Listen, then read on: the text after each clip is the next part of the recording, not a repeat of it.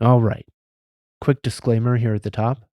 While I was making this episode, I often wondered about the difference between a sofa and a couch, when to use what word and what the difference is. What I discovered is that there is a real difference, and also that I didn't really care much about it. In this episode, I will say sofa and couch for the same thing interchangeably without any consistency past which word I thought would sound better at that moment. So, if you are a strict couch sofaologist, I apologize. Also, you're a what? Anyway, here's the episode.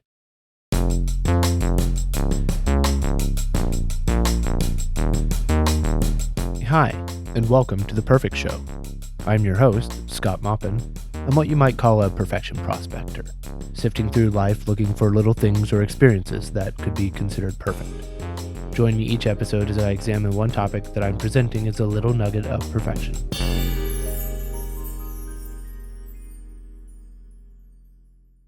One day during the summer when I was 19, I found myself suddenly needing to buy some furniture.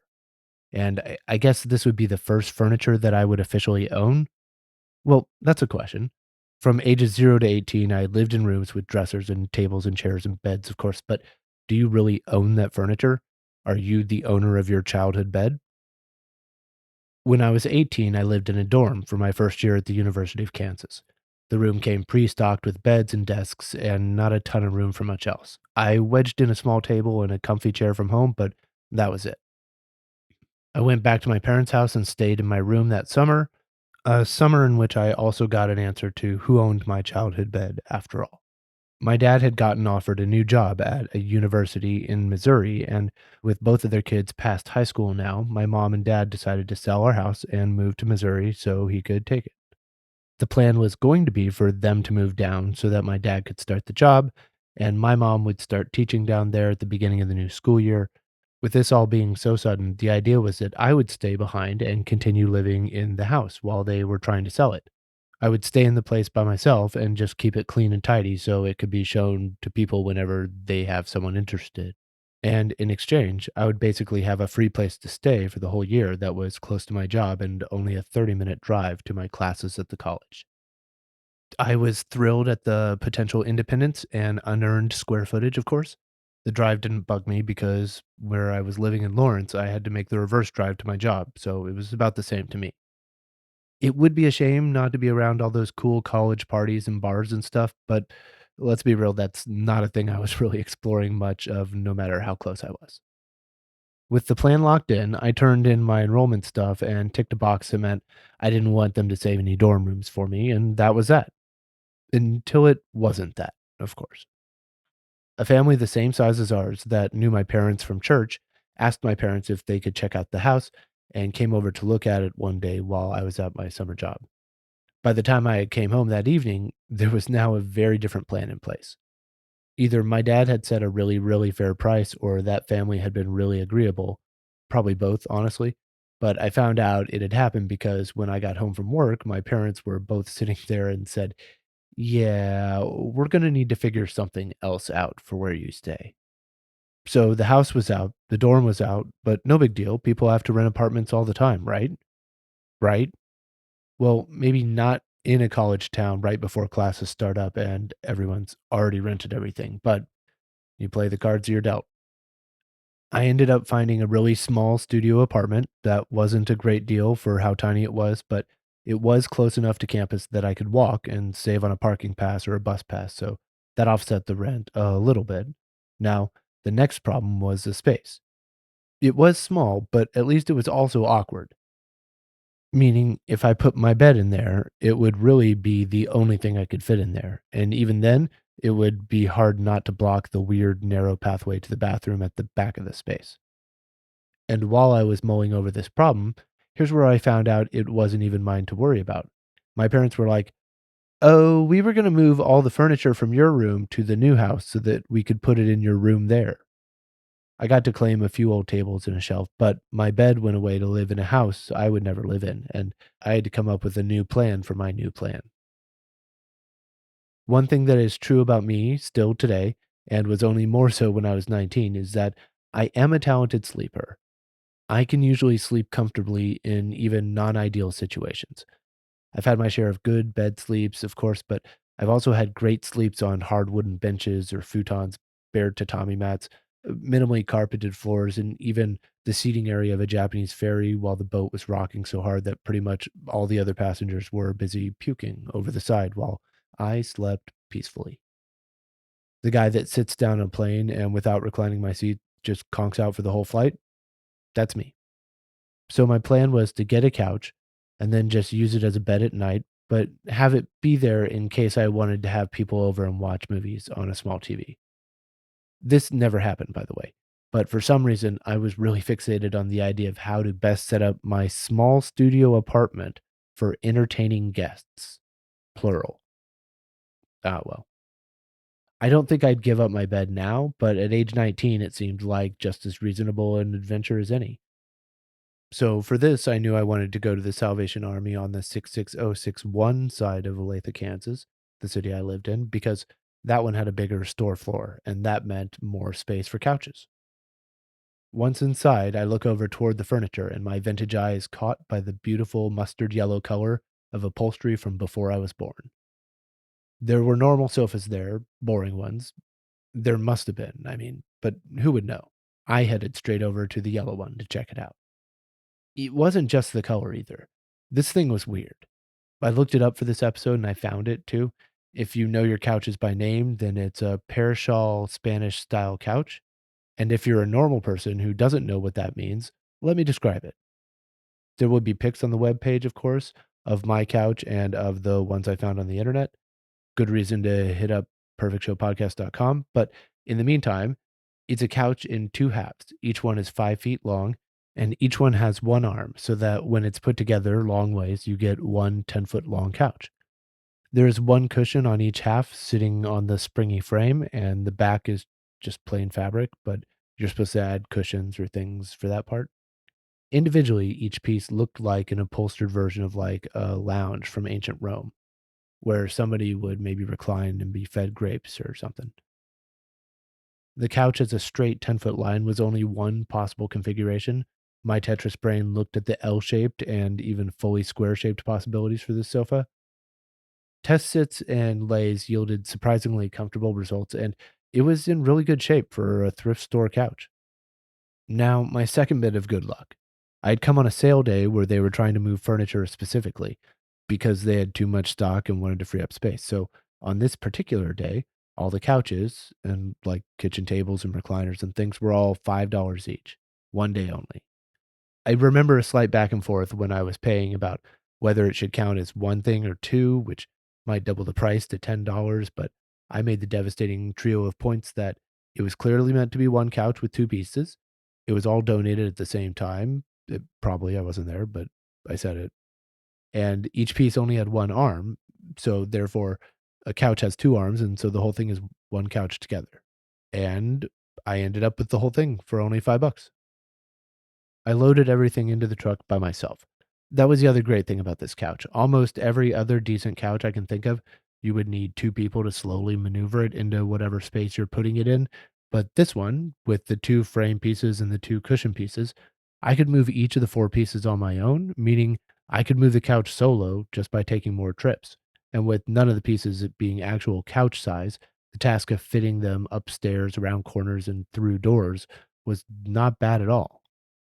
I mean, I'm positioning this as the perfect couch, so of course I'm not gonna have a lot of criticisms of it, but once in my small space, I actually decided the best configuration to start with was the unconventional boat shape, where I pushed both halves together face to face, putting the sofa arms on the same side and making sort of a 5 or 5.5 foot square of sofa, but basically now in a mattress shape that I could stretch sheets and blankets over.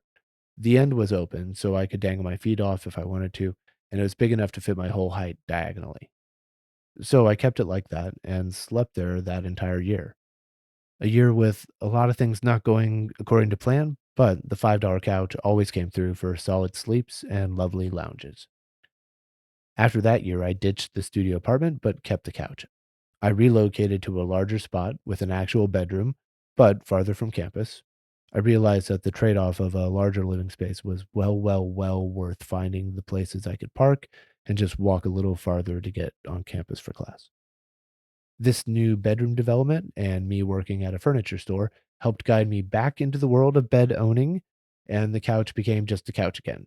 Sometimes in its long form, sometimes in its L shape, but never back in the boat. Including that first year, I'd say the couch was really useful for about 5 years, one as a bed and four as a couch, though it switched back to bed again whenever somebody wanted to crash late at night or a traveling friend needed a place to lay their head. And they were always impressed, or at least they told me they were. I would set someone up on the couch, blankets and pillows, I'm a good host, and not feel bad at all because I'd slept on it for a year in every position and I knew it slept great. And it wasn't that there were no other options. In a college town, it becomes cheap or free couch season once or twice every year. I just never had a need to swap out, and I never found another couch that could be its equal. I kept it until I literally moved across an ocean to Japan and I couldn't justify taking it with me. I mean, I got one suitcase. I couldn't take a couch. So that was it with this couch. I took it back to a thrift store, and my story with it ended there. I hope it had a good life after that, and someone else found it and appreciated it like I had, and it treated them well in return. Happy ever after for a couch. It's a nice thing to imagine, I guess.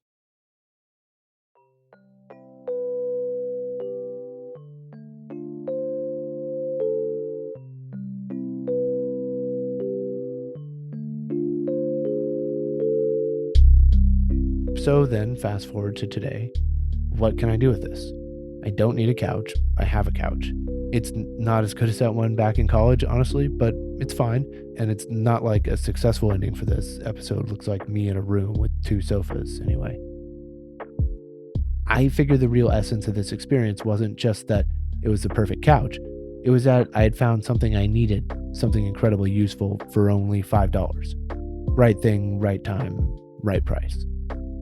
So, to recreate that, I don't just need to go out and look for cheap couches. I have a bed and a couch, like I already said. Instead, I should look to get something that would be similarly useful to me today. And since I'm doing this for my audio only podcast, it should be something that makes sound at the very least. And it should be something for $5. So then, how do I seek out a $5 item of some sort that makes a useful noise for a podcast? Where do I shop for that? eBay? No, shipping costs. Flea market? Good. Thrift stores? Of course. Dollar stores? Sure. Craigslist.org? Yeah, there it is.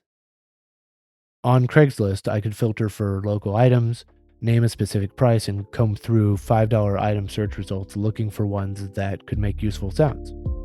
So after browsing through the roughly 5,000 $5 items near me, I circled back to two that seemed like they could be interesting.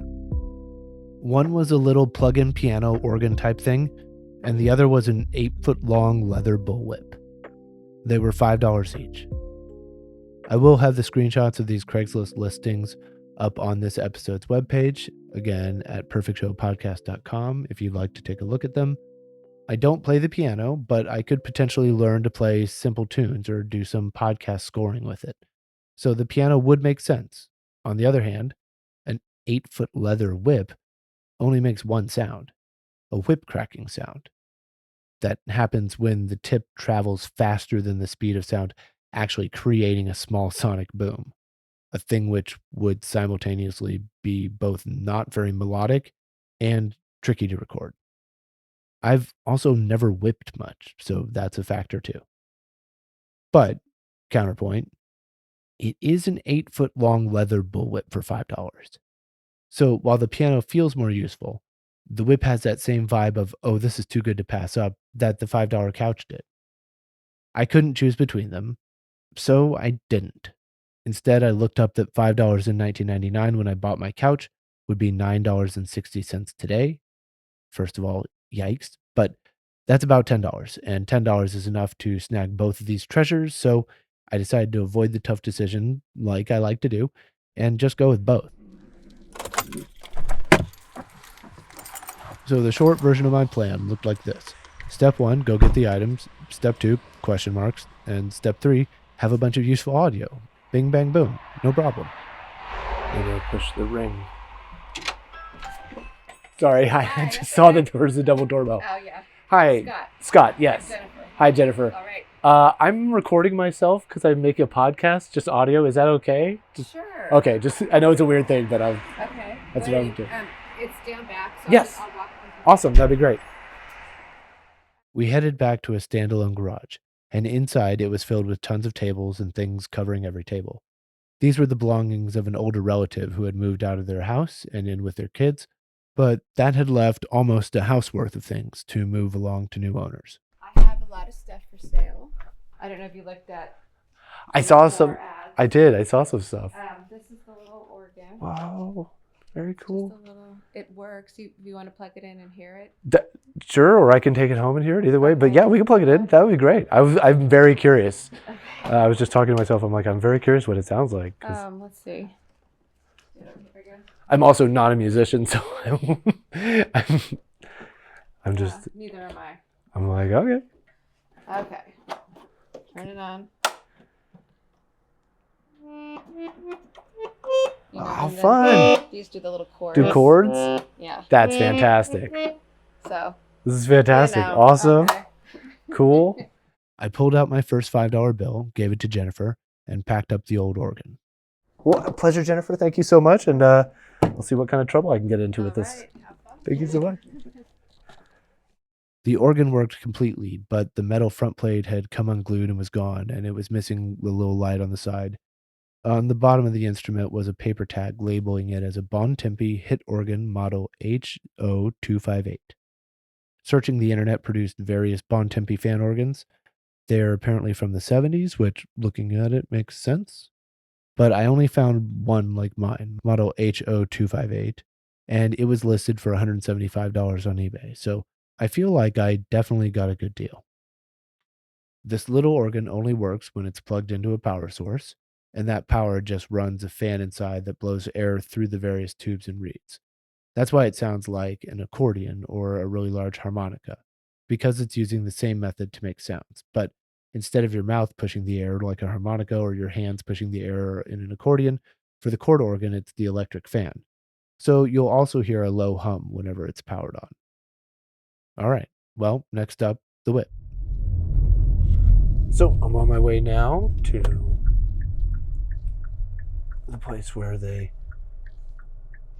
the place to pick up the whip that had been advertised, the bull whip. I don't even know if I can make a convincing bull whip noise. This might just be me documenting my inability to be Indiana Jones. But I mean, the kid in me who likes Indiana Jones, who doesn't want a whip to play around with and try it? I mean, I don't know. It seems fun to me, so I'm excited to give it a go. Hopefully this works out. And, I mean, how many podcasts get real artisan whip sounds created by the host themselves for their bevy of whip sound needs?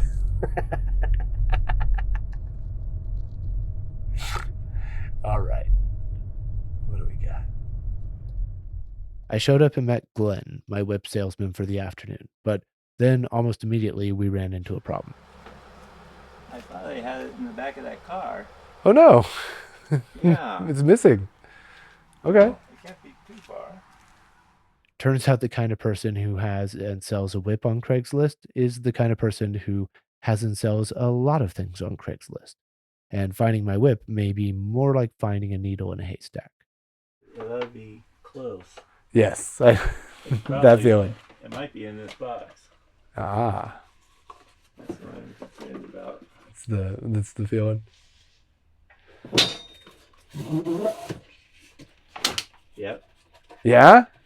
Well, Yeah. look at you. That's perfect. That's amazing. Here, could you take this out? Sure. The box? Let me get this out of the way. Gotcha. We weren't just looking for a whip, but a box of whips, and it was stashed on a shelf somewhere amongst all of Glenn's treasures. Yeah, they're in there. Oh, whoa. Cool. I have real problems throwing things away. Well, sometimes that comes in handy, but Well, yeah, I save thousands of dollars a year by being able to manufacture my own stuff. Also, I don't have to go to the store all the time and burn the gas. right. Quite often, you need a screw. I'll get a bigger screw and nail it down to smaller, just so I don't have to get in the Just car. so you know, that is handy. That's clever. Yeah, you can pick out. Oh wow.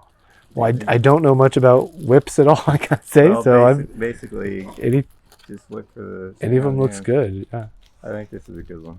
But that's enough for me. Does that work? Yeah, let me open it up for you. Okay. Yeah, steady hands. Can you undo I can it? I can give it a shot. Yes. So around here, and then I'll show you how to make it pop. please. I need Indiana Jones lessons here. Well, Indiana Jones had a different. No, not that way. Yeah, Oh. Go through the other way. Indiana Jones had I think a 12-foot whip. Oh, really? Okay. Those are real hard to work.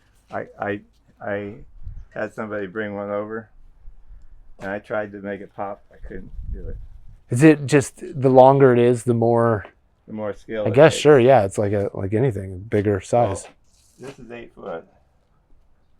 You clearly know way more about whips than I do. How did you become such a whip expert, or is that a Trying to sell those. Ah, gotcha.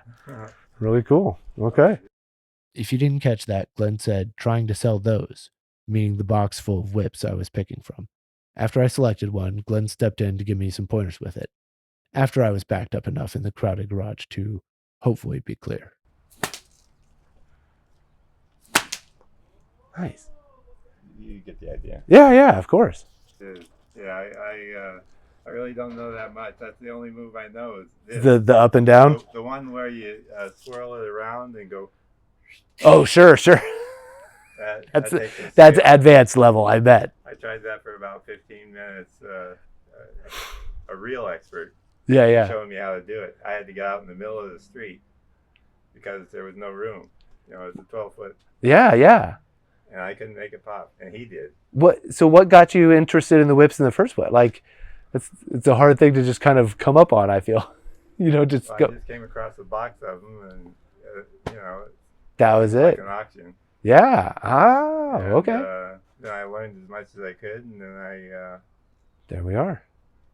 Okay. I've been stuck with them for a long time. Well, stuck with one no longer, at least. Okay. Thank you. Have a good one. Good. Thanks. Glenn closed his garage door back down, and even though he'd found what he was looking for, I would bet he spent a lot longer milling around in that garage, inspecting and adjusting his various things. All right. I've got my items, and this step is completed. On to the next step. Cool. I had the little chord organ and the whip now, and what would I do with them now that I had them? Well, I would and did procrastinate. That's what. For the 2 years I wasn't making the show, of course. And then through this whole season as I moved it later and later down the schedule. There is one issue at play that I haven't really brought up yet, but it seems relevant at this stage of my plan. I said earlier that I don't know how to play piano, but the bigger truth is that I'm not a particularly musical adult. I've been dragged to karaoke with friends, but I don't play instruments. As a child, I played the bagpipes for 4 years, from ages 7 to 11, and trombone from 9 to 17, but I would say for both of those, it was mostly me practicing an instrument as a begrudging kid and my parents not knowing whether to let me quit or make me keep playing even though I was miserable. I think of myself as so not musical that each episode of this I make, one of the parts I look forward to the most is finding people on Fiverr to commission music from for the episode. I try to get some new custom stuff for each episode, like last episode for the Superman music. And of course, I also bring back some of my favorites over and over again. I admittedly search Fiverr for artists who are charging less. Sometimes this works, and sometimes it doesn't. It's about 50-50, I'd say. And I have a collection just about as big of songs that I commissioned that I don't care for, or they just weren't right for the show. when you shop at the more inexpensive end of Fiverr musicians, you get either low-level people producing low-level work or people who are actually quite good but are just starting out. So they're trying to get some gigs and strong reviews before raising their prices. That's the group I try to get most of the time, but I ended up with a pretty equal distribution of both groups, I'd have to say. At least those used to be the two main kinds of artists I would find there, but the last couple of episodes, I've been finding a third kind of music vendor on Fiverr, especially at the price points I think of as my home. Where I used to just have to determine if I was dealing with good musicians who were working for cheap or cheap musicians who were pricing themselves accurately, now there was starting to be an influx of prompt jockeys, tech enthusiasts who use AI to generate music for the people who hire them. I was beginning to worry more and more that AI music would seep into my music for the show. I like that mellow lo-fi stuff, and I think they've been sliding AI music into those streaming channels for a while now. I even talked with an artist that I've gotten songs from, asking how he could compose and rearrange so quickly, a thing I was genuinely curious about because when I asked for changes, they got made shockingly fast, and if he could do that because of AI. He said he had been using AI at times in different songs, and that was such a bummer. I mean, I paid for the tracks, but I won't use them, and I can't really listen to them either. Like, as soon as I knew AI was involved, it just evaporated my feelings about the tracks to like nothing.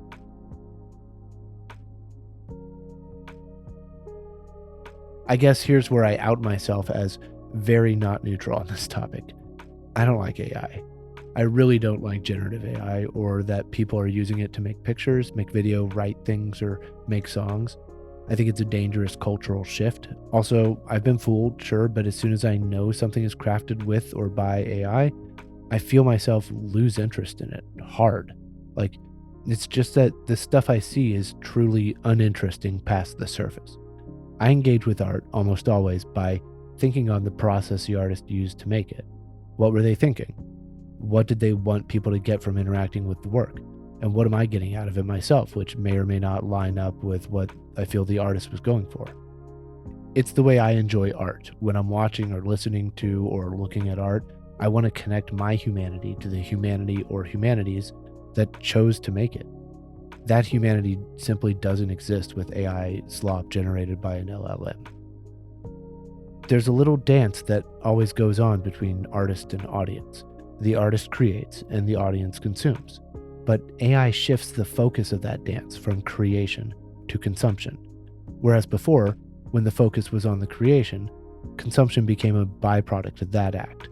It was one of the main downstream effects, sure, but it was still downstream from the origin, fruit to be picked from the tree. When you shift that focus from the creation to the consumption, you end up seeing things a little differently. Now the need is to consume, to gorge on as many new things as you can. Now the artist is not the creator. Now the artist is that pesky bottleneck keeping you from eating as fast as you want. The artist becomes the problem. And AI offers to solve that problem. Why wait for creation when you could opt for generation? So what if it's not as good? So what if the more we use it, the more it harms others? The important thing is that we don't have to stop eating. Who cares if it's good as long as it's here? We've embraced quantity over quality. I try not to use AI in any aspect of making this show, which includes the music, but that's a bit harder for me to police than the rest because I always farm the music creation out to others. So, back to my task at hand. If the premise is that I do something useful with the $5 objects, like how the couch was clutch for me, and given that 1, I don't want to have AI music on the show, but it's getting more and more prevalent where I usually find music, and 2, since the 2 objects I got were noise-making objects, then they will be most useful for the show, either by making background music myself to use throughout the episode or like a big finale song to end on. And here's where I realized that if that was my plan, it had a major, major flaw.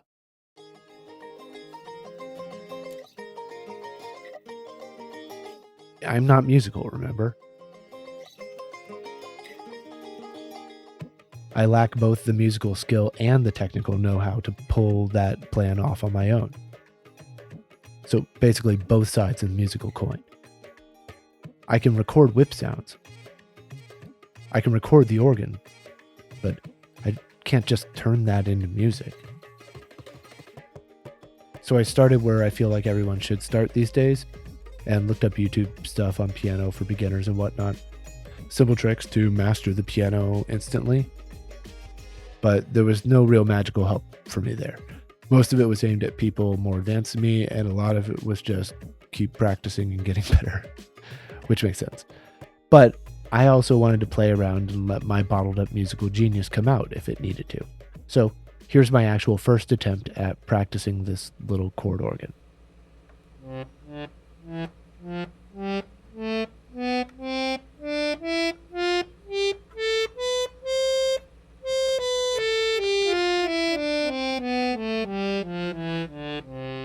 I gave myself the challenge to record a little bit of noodling around on the chord organ every couple of days to try and get better at playing it as well as understanding its strengths and weaknesses.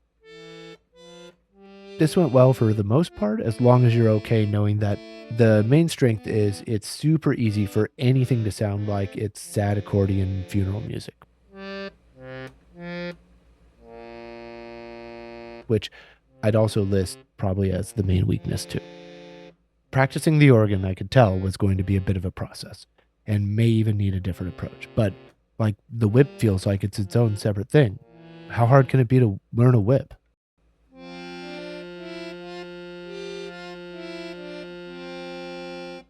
So first, I looked up the whip groups in my area. My good old local whip groups. Yes, those are a real thing. There are groups where people get together and practice whipping these long bull whips and doing trick stuff with them and doing stuff with whips in both hands and all sorts of wild whip things. But I figured my first big issue was space. Because in order to use the whip sounds, I would have to record the whip sounds. And in order to record the whip sounds, I needed to be able to freely make the whip sounds. Now, my place isn't tiny, but it's also not, I can whip a whip in here big either. I would need to head out to another location. So, one weekend I took my weird task out to a place in Oakland where I regularly see other weird people doing their own weird tasks from time to time, Lake Merritt. This is a lake here in downtown Oakland, California, with a very walkable perimeter, and there are always interesting things like food vendors and drum circles and all sorts of stuff happening at different points along the route. My plan was to set up somewhere along the lake and just become another piece of that while I recorded my whip. Okay. So now I've never really whipped anything. Whip to whip, I've learned enough not to think that's the correct thing. It's throw a whip. So let's see if I can throw a whip. Is this recording? Well, let's see. So I just gotta throw this at the microphone, like that didn't work at all. It took me a little while to get down the placement as well as the snap part. You can hear it. You can hear it go past, but it's not like got the snap. The first time I got it to snap was extremely satisfying. All right, hold on. Sort of like the crack of hitting a park golf ball, but I was inconsistent at best, recording for about an hour just to get a couple minutes of tape. That's lots of whip noises, but like, no. I don't know what I'm doing. Maybe if I'm, okay. So maybe it's the distance that I need to be at. This distance. Okay, that's getting better. So if I bring it up slowly. Ooh, I hit the mic. Oops. Oh, that hit it right on. Shoot. Good snap. All right. I feel like I have a few. And I got better with practice, of course, but I wasn't achieving any sort of rhythm or percussion section for a song. These were just the raw whip sounds and the miss sounds.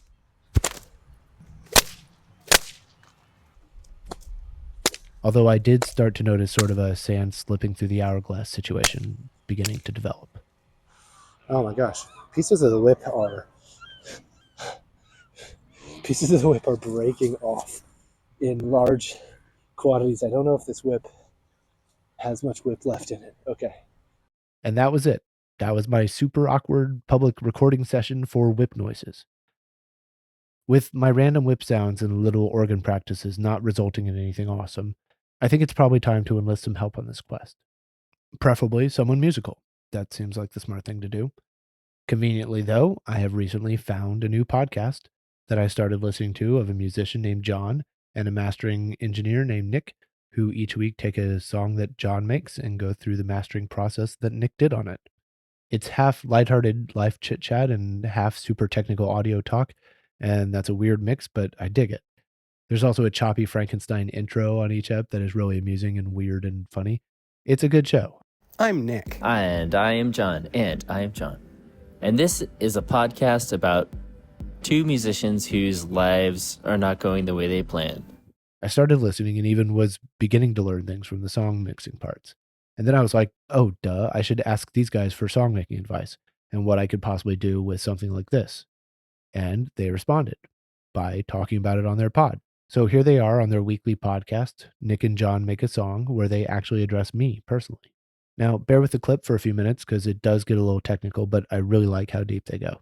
So he's making a song using instruments he found for $5 or less, one of which is this, a whip. So he said he said, is turning this whip sound into a percussion track a crazy idea? No. I don't think it's a crazy idea at all. Yeah. Well, and this leads me to the thing. I would like to do a sound design fun thing, make an instrument out of this sound challenge. So maybe the whip would be a good one. Sound design corner with Nick and John, yeah. Although we should ask his permission first. But yeah. So you could have a snare sound with that just by itself. If you slowed it down, I bet you could get a kick drum or pitched it down or, some combination. Some of those other sounds could be a hi-hat, and then you could get a grain from it and make it into like a pitched sound too. Please explain what a grain is to our audience. All right. So if you, let's see. So that pitches are just things happening really fast at a specific frequency. So like, the waveform that sounds like a piano vibrating at 440 hertz is the A above middle C. Right. And the one an octave below that is vibrating at 220 hertz. And those things, well, we won't get into like waveform stuff. However, a grain would be like taking, instead of a waveform, you're taking a sample of something, for example, a piano or a whip, and you're repeating it at that same frequency, 220 hertz, 440 hertz, whatever it is you want, to recreate a sound that has now become unique because it's a sample, but it could be whatever pitch you want depending how fast you repeat it. And there's other cool things that granular synthesis can do, like scanning around in that sample.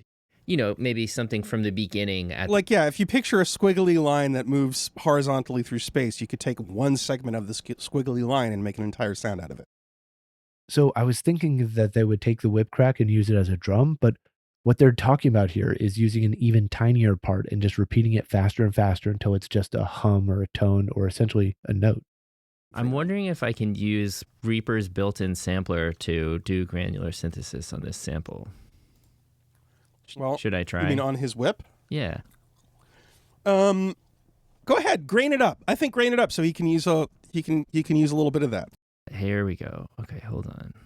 John, can you just please describe what you're doing? Okay, so here is Reaper's built-in sampler. It's called Resamplematic 5000. I put in the whip sample, and what I'm looking for is a way to make this sample very short. So the first thing I wanted to do is loop it, and the other thing I did is I wanted to say obey note offs so that it doesn't play the whole thing every time I press a key, because it's a long sample. So I see ways to make my attack and release time I can change those. Yeah. I would like the whole sample to be like way shorter. Yeah. All right, so here's what I think I'm looking for. I'm trying to make this really short. Yeah. Okay, so now we're getting into some granular shit. Oh, look, and I can use my scroll wheel to zoom in. That's awesome. So if it was just short enough, it's going to give me a pitch sound. Whoa! And in combination with this envelope, I'm doing some kind of cool stuff. Let's put some release on here. There we go.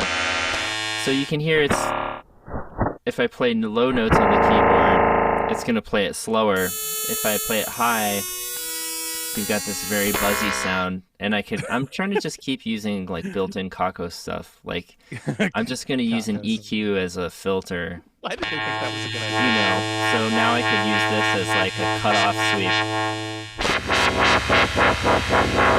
sweep. So there's your whip sound granular synth. Oh wait, but That was okay. fun. See what I mean? These guys are crazy audio wizards with music stuff. And they did also go through how to turn the whip into percussion. Actually, I think it might be better to try to get this kick drum thing. All right, so you hear that? Yeah. I bet if we were able to reverse that, Oh, that you would want to make- reverse it? Okay. that would make a sick kick drum. Yeah. Do you see a way to reverse? I don't. I do not. Yeah, I don't think I can do that while simultaneously recording. So I could take a pause for the cause and do it. Or You could do it and send it to me. I can do it. Yeah. So let me. All right. We really have to release this like next week. No, we don't. Oh, for it to be relevant to his pod. Yeah, it turns out, no, you didn't. It was more like 7 months, but I appreciate the thought. That's the one, right? Yeah, so just take that first one, clip out that first one. Just this Yes. all the way through, or No. Stop right. it at, what is that? Yeah, there. Yeah, now reverse that. There you go. it sounds exactly the same. But let's go ahead Interesting. and isolate it on its own track. Maybe. Put it in the... I don't have a good button for looping, unfortunately. I mean, that's getting... If you play that an octave down and you maybe have a kick drum sample and EQ it a little bit, and we're not even using the sampler at this point.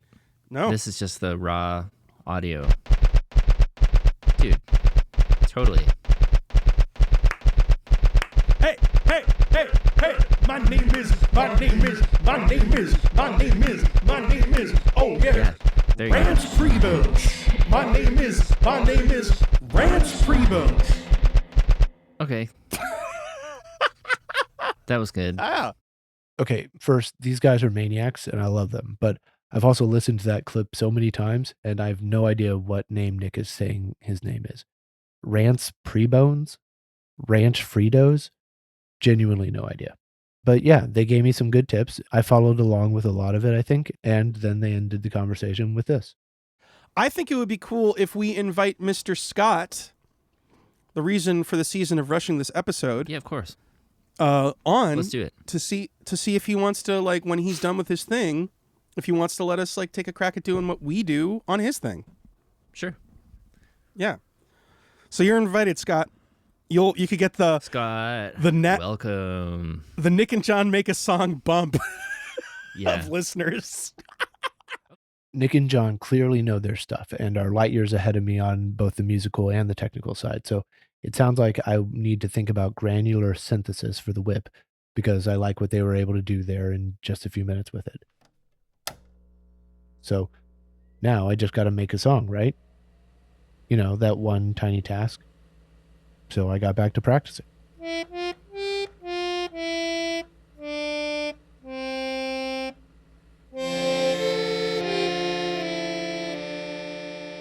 And even the stuff I was sort of the happiest with still sounded like a clown slowly dying in Paris. Clearly, I was lacking skill in the whole musical area. I could improvise slow, but what would actual music that's useful to me be? What would it sound like? Something more upbeat and fun?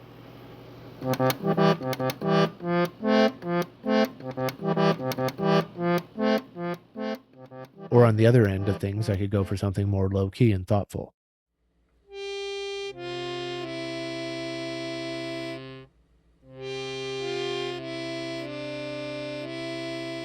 These are the two main vibes of the music I normally reach for when I'm scoring the show each episode, and probably would be the most helpful to have more options for.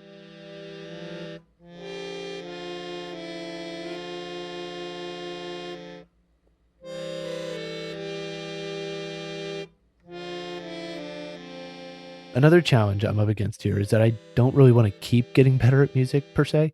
After I'm done with this project and this episode, I'll probably run in the opposite direction for a while again. I'm not trying to be a musician, and I don't see this quest turning me into one. But now I can't hide from it anymore, and I'm either going to have to figure out how to make some useful music with these items, or I'm going to have to start all over again with a brand new idea.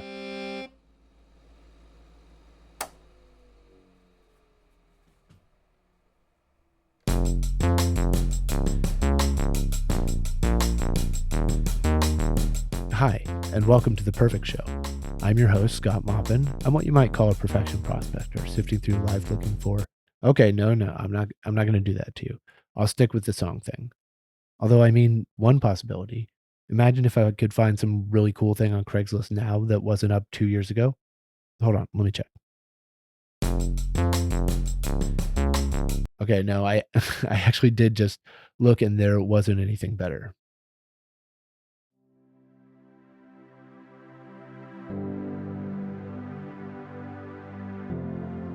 So I've put off doing the thing by pulling out my musical instruments and putting them on one table sort of in the middle of my place so that I'd be ready when the mood struck, vowing not to put them away until I finished. Want to guess how well that worked? It's been several months now and they are still on the table right next to me actually. I put off doing the thing by writing it on my to-do list and just not quite getting to it day after day after day, and it is still on the to-do list currently. I put off doing the thing by taking an online class on how to make music for non-musicians, which was interesting, but it was all about using AI to generate stuff and working from there, and I'm just never going to be interested in doing that. Sorry. I put off doing the thing by writing the script for this episode. I put off doing the thing by cutting hours of tape into the small clips I played here. And now I'm putting off doing the thing by just recording as much of this as I already had planned. Usually if I'm talking into this microphone at this point in the process, I know what the ending is and how we're going to get there. This is not one of those times. This is a first for the show. I honestly do not know what comes next. But I know now I'm all out of things to do to put off the thing with. Things with which to do to put off the thing with. Are you about to hear someone who doesn't make music try to make music and then make other people listen to it all because he had a couch he loved a weird amount in college? Yeah, I think that's exactly what's about to happen. Okay. Well, let's go figure out music.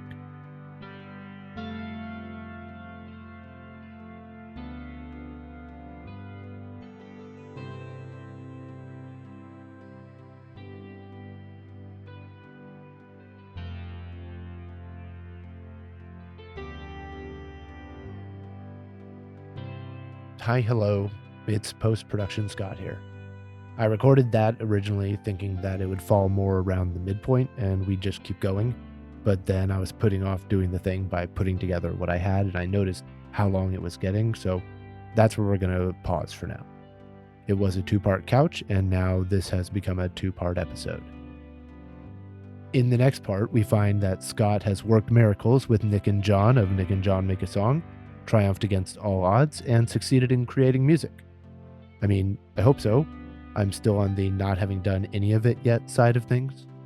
So I'll forgo most of the usual ending stuff. I mean, don't not rate and review and subscribe just because I'm not reminding you.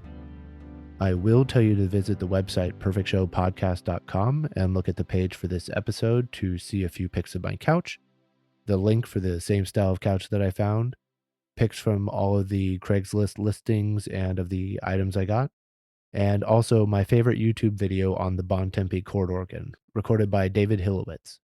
His is not the exact same model I have, but I like this video the best, I think, because he explains the instrument well, and then he takes the thing completely apart and you can see every piece and how it all works.